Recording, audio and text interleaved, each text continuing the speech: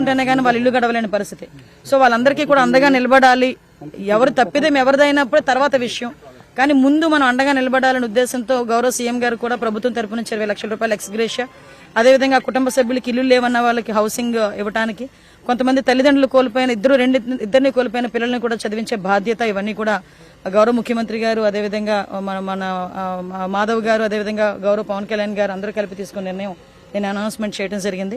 ఇలాంటి సంఘటనలు పునరావృతం కాకుండా చూసే బాధ్యతను కూడా మేము తీసుకుంటున్నాం.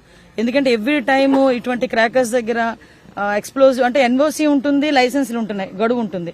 కానీ ఇక్కడ వీళ్ళ దగ్గర మెటీరియల్ చూస్తే ఎక్స్ట్రా ఉండటం ఇవన్నీ ఉన్నాయి. కాబట్టి ఆర్డీఓని, అదేవిధంగా డిస్ట్రిక్ట్ ఫైర్ ఆఫీసర్ని, అదేవిధంగా డిఎస్పీని, లేబర్ ఆఫీసర్ని కూడా సస్పెండ్ చేయడం జరిగింది.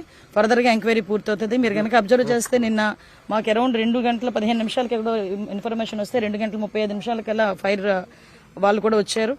ఇమీడియట్ గా వాళ్ళు కూడా కంట్రోల్ తీసుకొచ్చుకోవచ్చు. ఇంత పెద్ద బ్లాస్ట్ ని కూడా 1 అవర్ లో ఫైర్ వాళ్ళు కూడా కంట్రోల్ చేయడం జరిగింది. డిపార్ట్మెంట్ నిన్న ఎస్పీ గారు, కలెక్టర్ గారు కంటిన్యూగా ఇక్కడే ఉండి మొత్తం అంతా మానిటర్ చేసుకోవడం కూడా జరిగింది.